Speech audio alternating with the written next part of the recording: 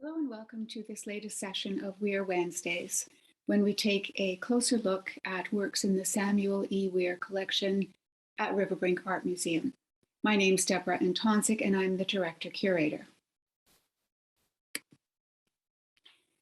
Today we're looking at two etchings by the artist Donald Shaw MacLaughlan. This one titled Venetian Noontide from 1916 and Venetian Walls from 1920. These are two of four etchings by the artist in the collection. All were purchased by Sam Weir from the dealer Craddock and Bernard in London, England in 1966. They're both quintessential scenes of Venice in the early 20th century. In Venetian Noontime, we see a view of boats tied up in front of a private residence.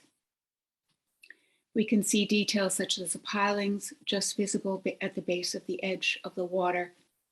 It has a quiet, restful feel to it, as though all activity has ceased in the heat of midday.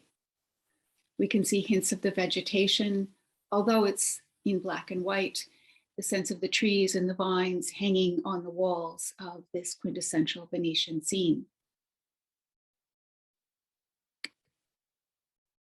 And this second print, Venetian Walls, a scene of a canal, also with gondolas tied up.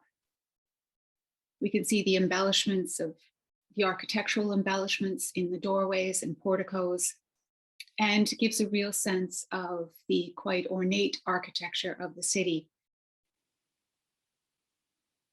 The curved waterway leads the viewer in. It's as though we're gliding into the scene on a gondola ourselves. The artist has created the sense of movement in the water on the lower left, in the foreground, again adding to this sense that we're part of the scene and moving through the city in a gondola. MacLaughlan lived for many years in Asolo, a town near Venice, and completed many different views of the city. During his lifetime and after, the artist was celebrated for his etching. He completed some portraits, but really it was his landscapes and cityscapes, scenes of cities such as Venice and Paris, that made his reputation. He was also very celebrated for his attention to architectural detail, as we can see in this scene.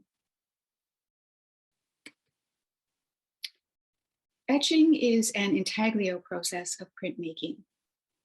The German metalworker Daniel Hopfer, whose dates are 1470 to 1536, is considered one of the first, if not the first, to create etchings. And here I'm showing you his portrait of Martin Luther from 1523.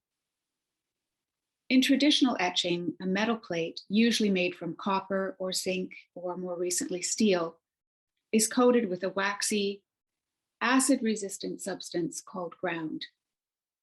The artist draws a design in the ground with a metal needle, and this exposes the bare metal underneath. It's then immersed in acid, the acid eating into the metal, and it is these exposed areas, resulting in lines, that are inked and run through a press, with the etched and inked lines producing the image, the design, on a sheet of paper.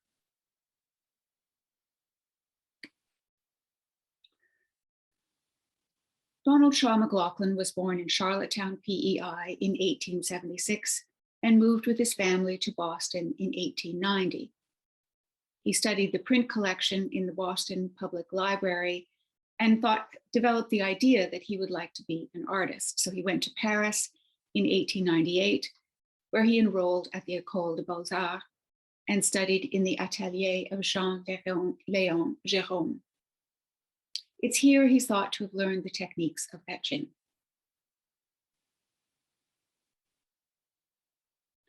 And here we're looking at his self-portrait in the collection of the British Museum from 1902, likely done during his time in Paris. In 1900, MacLaughlan created a set of 25 etched views of Paris. And we're looking at this one, Quai des Grands Augustins, from 1900 in the collection of the Art Institute of Chicago. MacLaughlan exhibited in Paris in numerous exhibitions, and he was a member of the circle of modernist American and Canadian artists living in Paris. Although he was based in Europe, he visited the United States frequently and participated in exhibitions in New York and Chicago. And he won numerous awards for his work. MacLaughlan was meticulous in working through all the steps in the printmaking process. He prepared his own ink to ensure the ink had the tonal qualities that he desired, and also that the ink would be dry and stiff enough for use on a copper plate. MacLaughlan found inspiration in prints by Rembrandt and other old masters whose work he studied in the Bibliothèque Nationale in Paris. Also the work of James McNeill Whistler, the American expatriate artist whose dates are 1834 to 1903. He was also an important influence. MacLaughlan was commissioned to pull prints from etching plates by Rembrandt, including this example of the Bathers in the collection of the Art Institute of Chicago. So originally created, that is the plate created in 1651 by Rembrandt, and then a more recent print pulled by Donald MacLaughlan in 1906. Etching has a long history, as I've mentioned, but in the 19th century, artists turned to the medium as an important means of creative expression. This so-called etching revival developed in opposition to the printing industries of the Industrial Revolution. By the 1840s, there was a significant market for reproductions of paintings in the form of engravings and later chromolithographs, and this popularity made some artists quite wealthy. Other artists, however, rejected both commercial printing and fine art reproductions, preferring to experiment with etching. The medium was inexpensive and therefore accessible and afforded great artistic freedom. Etchings by Rembrandt became very popular and highly sought after and were a source of inspiration to artists like MacLaughlan. Etching could be practiced by anyone who was trained in drawing. With the invention of photography, capturing a true and exact likeness of reality was no longer necessary or indeed popular. Instead, artists turned to the expressive qualities of etching. Akin to drawing, an artist's free use of the needle produced a sensitive and spontaneous response to a scene. The two of the four etchings by the artist in the collection are but a small sampling of the many prints that in the RiverBrink collection. In fact, the original collection by Samuel E. Weir contains roughly 3/4 of the original collection are works on paper, and many etchings are part of that.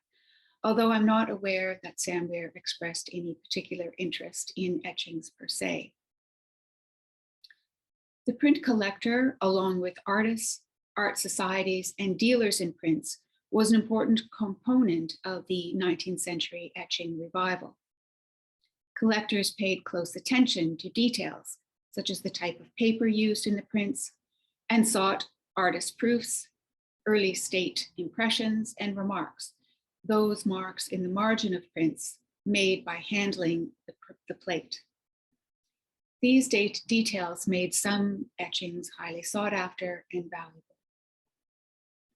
In many respects, the way we view prints today, that is framed and hanging on the walls of a gallery, is a different experience from the collectors of the past. Interest in the medium faded in the 1930s when there were fewer collectors and a preference for paintings ended the etching revival. MacLaughlan died in 1938 in Marrakesh, Morocco, leaving behind a vast oeuvre of more than 300 etchings, of which we're very grateful to have these small sampling of 4. Thank you, and please look for the next segment of Weir Wednesdays.